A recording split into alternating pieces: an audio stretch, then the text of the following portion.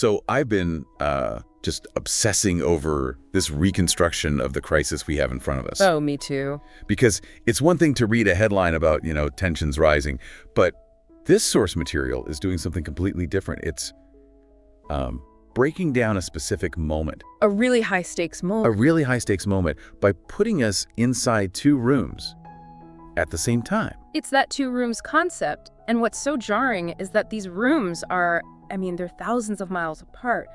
Different worlds, different ideologies. But the pressure inside them. It's almost identical, the psychology of it, yeah. And we should be clear, this isn't some hypothetical. We are talking about that specific crisis where 16 ballistic missiles have already flown. A civilian airliner, Flight 752, has just tragically gone down. And the level of trust between Washington and Tehran isn't just low, it's zero. It's completely gone. It's a split-screen moment where really the entire world was holding its breath. And that's kind of the mission for this deep dive, isn't it? Usually, history focuses on the explosion, on the war itself. Right, the action. We want to unpack the mechanics of the step back. How do two groups of leaders who have every single political reason to escalate look over the cliff edge and decide, not today? Exactly, not today. Okay, so let's set the scene. Because the contrast is, it's just wild. On one side of our split screen, you've got the Situation Room in Washington. Right. We've all seen it in the movies.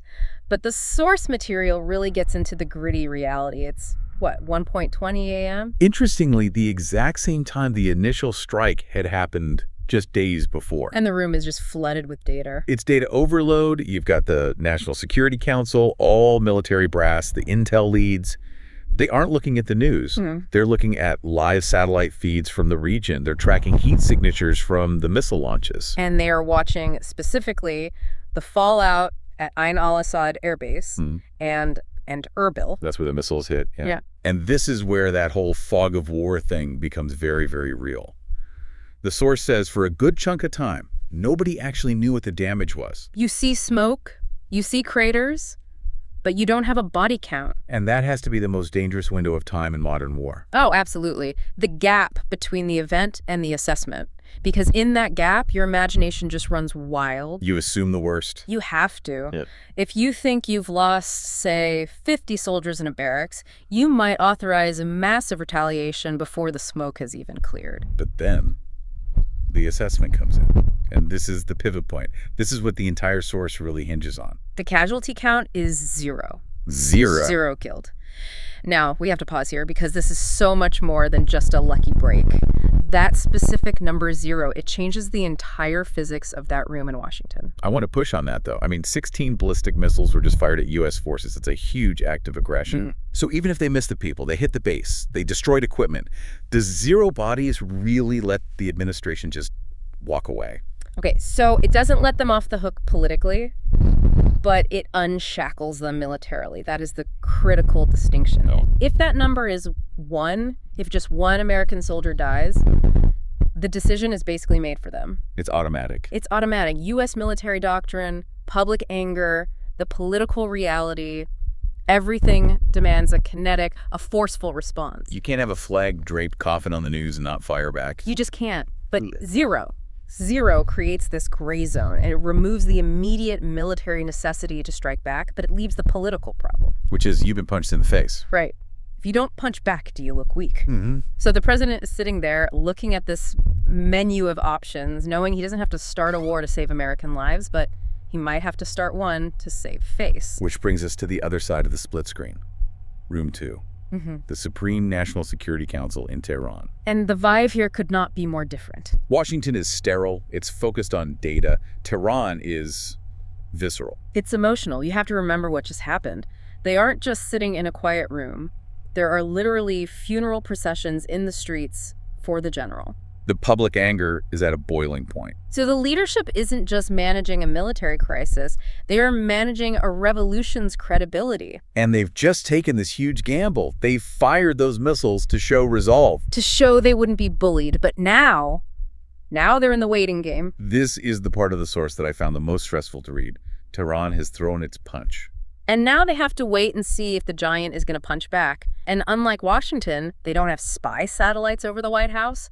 They're reading tea leaves. The source mentions they were analyzing tweets. They were. They're parsing every public statement. They're watching cable news. They're tracking troop movements in the Gulf. They are desperate to figure out Washington's intent. Is the silence a pause for thought, or is it? Or is it the silence of a predator about to pounce? The paranoia must have been off the charts. Every shift of a carrier group in the Gulf must look like an invasion force. That's the danger, right? When you're that paranoid, a defensive move can look like an offensive preparation. So, okay, let's go back to Washington. The casualty count is 0, but that menu of options is on the table. And I was surprised how detailed it was. It's never just bomb or don't bomb. It's always a sliding scale. So at the top, you have the expanded strike. That's the heavy stuff. Taking out command and control inside Iran, hitting oil infrastructure, ports. Which is basically a declaration of war. Oh, without a doubt. Then you have the proportional strike, tit for tat, you hit a base for a base. Then there's the cyber option. And I feel like today, everyone just assumes that's the default. It's clean, it's quiet. But quiet is the problem here. How so? In this specific crisis, the currency was visibility. Deterrence only works if the other side sees it and the world knows you did it. Right. A cyber attack might shut down a power grid for a few hours, but it doesn't look like strength on the evening news. It doesn't satisfy that political need for a visible response. And then at the bottom of the list, the option nobody really wants to pick, the pause. The pause. The source calls this the most strategic but least dramatic option. But let's be real. Choosing to do nothing when you have jets fueled and ready to go. Yeah. That must be incredibly difficult. It's the hardest choice on the table. Think about the bureaucracy of war. The entire machine is turned on. The inertia is all pointed in one direction. Exactly. The source notes that strike packages were already mapped out. Pilots were briefed. Fuel was in the jets. The whole U.S. military is moving toward go. It takes way more energy to stop a moving train than to just let it roll. And you have to be willing to absorb the criticism. You have to be willing to be called weak or hesitant by your critics to avoid a disaster in the long run. That takes a kind of discipline that's, well, it's rare. Let's talk about that disaster. Because both rooms were staring at what the source calls the escalation ladder. But looking at the diagrams, it seems more like a slippery slide. It's a chain reaction. Washington knows that if they go with that expanded strike, Iran can't just take it. They have to respond. They have to maintain their own credibility. But they might not respond directly. They activate their proxies. The so-called ring of fire we hear about. Exactly. You've got groups in Iraq, in Lebanon, in Yemen, and suddenly U.S. allies, Israel, Saudi Arabia, the UAE, they're all in the crosshairs. Missile lands in Tel Aviv. Or Riyadh.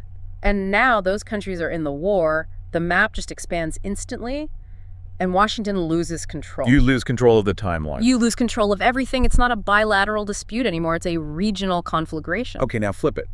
What's Tehran's nightmare scenario if that chain starts? For them, it's existential. They know the military math. If the U.S. decides to unleash its full air superiority, Iran's strategic sites are vulnerable. We're talking the backbone of their state. Everything. Power grids, military command, the oil terminals that fund the entire government. And the economy was already in trouble from sanctions, wasn't it? The economy was teetering. So if a war destroys that infrastructure, the fear isn't just losing a battle, it's internal collapse. That the domestic population might turn. Exactly. Which brings us to the silent variables.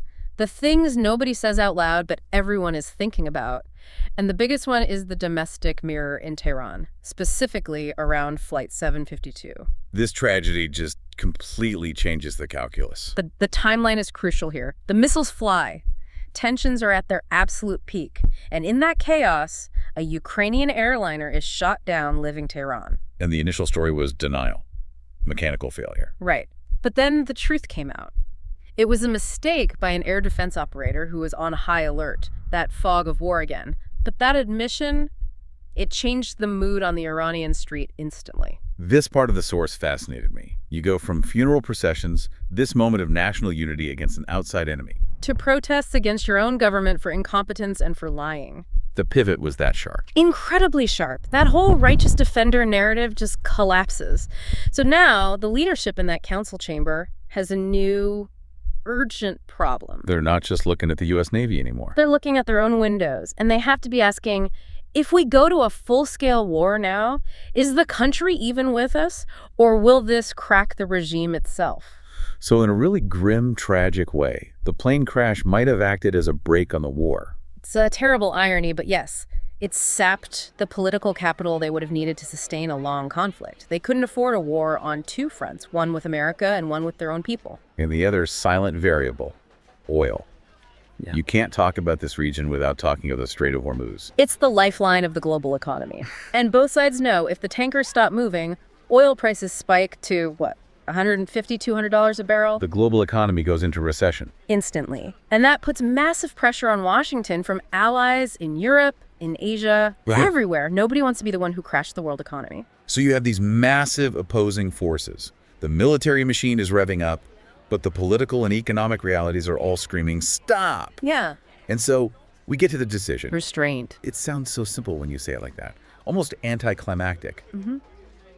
But in the moment, it must have been unbelievably tense. It was the most dramatic non-action you could imagine. Washington chooses the pause, they absorb the hit, they don't fire back. And Tehran. They hold their position, Yeah. no second wave of missiles. The source uses this phrase I love, recognizing the edge. It's a great image. It implies they walked right up to the precipice, they looked down into the abyss, and both sides independently just decided to take a step back. And that's really the synthesis here. You know, you have two systems that cannot be more different. A democratic superpower and a revolutionary theocracy. They don't speak the same language, literally or figuratively. Don't share the same values. Not at all, but they arrived at the exact same cold calculation about the cost of that next step. It's basically mutually assured economic and political destruction. That's it. They realized that the chain of consequences would hurt the quote-unquote winner almost as much as the loser. So as we wrap this up, I mean, looking back now, it's easy to think peace was inevitable. You know, of course they didn't go to war. But reading this minute-by-minute account, it felt anything but inevitable. It wasn't. It was fragile. It relied on restraint, winning out over instinct. It relied on specific people in specific rooms choosing to swallow their pride for a moment and look at the long game. It relied on that one number. 0. That's the part that really haunts me from this. We talked about how zero killed created the political space to choose the pause. It did. But what if one of those 60 missiles had landed 50 feet to the left?